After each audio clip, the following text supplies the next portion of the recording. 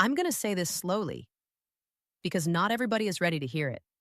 Only a few of you are really going to catch this. And maybe two of y'all are going to have church with me. I have to heal because there are blessings looking for me. And I can't keep walking through life angry. I can't keep walking through life guarded. I can't keep waking up already tense, already bracing for betrayal, already assuming people are going to hurt me. God has me. And I am too blessed to be living like I'm still in survival mode just because I never sat with the parts of me that didn't heal. Let me say it again. Blessings are looking for you. And some of us are exhausted right now. Not because we aren't capable, not because we aren't gifted, but because we're chasing things that are meant to find us. We're grinding, overthinking, stressing, trying to force doors open. And nobody told us that healing changes the direction of energy. When you heal, you don't chase, you become visible. But bitterness blocks blessings. It doesn't just make you angry, it distorts your vision. It has you seeing enemies where there are blessings and trusting people who feel familiar but aren't safe. Bitterness will keep you trauma bonded to people who cannot help you and afraid of the ones who were actually sent to heal you. And let's talk about this part. Because people don't give you enough credit. Yes, maybe you weren't everything they needed.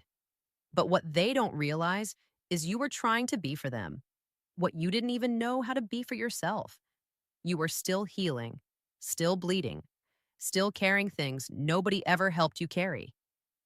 So, yes, I'm sorry I didn't call back. I know you were stressed, but I was too. I'm sorry I couldn't help with that bill. I was just as broke as you. I'm sorry I couldn't stay on the phone that night. My relationship was falling apart. I'm sorry I couldn't show up the way you wanted. My family was in chaos. We need to normalize being honest. No, I didn't abandon you. I was barely hanging on myself. Can I talk to the women who were falling apart quietly while still making sure everybody else was okay? The ones who were the strong friend, the dependable one, the one everybody leaned on. Some of you wouldn't be so exhausted if you weren't trying to save everybody at the same time. And there are relationships I had to loosen. Not because I hated those people, but because I started losing myself. Let's go there. I didn't become abusive, but I started appearing that way because I was so determined to heal, so determined to grow, so serious about becoming better. When you told me you wanted more, I pushed you, I challenged you, I pressed you. What I thought was motivation felt like attack to someone who didn't want to change. And I had to face a hard truth. We can't walk together anymore. Not because you're bad, not because I'm better, but because we're unequally yoked. I'm choosing healing. You're comfortable staying bitter. And either I'm going to drag you toward better or you're going to drag me back to where I worked so hard to leave. And because of the way my heart is set up, I won't drag you. I have survivor's remorse. Every time God does something good in my life, I minimize it.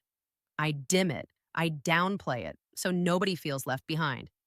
And then I end up bitter, not at my past, but at myself, because I don't like the version of me that doesn't know how to release people. Hear me when I say this. It is hard to heal in the company of bitterness. As long as everything is about what happened to you, you'll miss what it changed inside you. Write this down. You've been so focused on what you survived that you missed what didn't make it out. Yes, you survived the betrayal, but your trust didn't. Yes, you survived the trauma, but your peace stayed behind. And now, when you reach for peace, there's nothing there. That's why you snap quicker. That's why calm feels unsafe. That's why rest feels unfamiliar.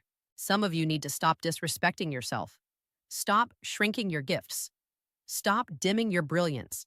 Stop playing yourself small so other people don't feel uncomfortable around you.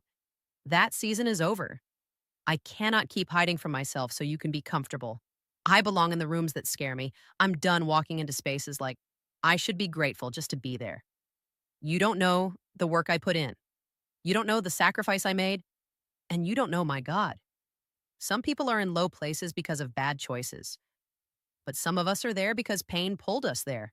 Pain picked some of your relationships. Pain picked some of your timing. Pain picked some of your decisions. So stop shaming yourself for who you loved. That was a pain pick. But pain does not get to define your whole story. That chapter is not the book. And hear me.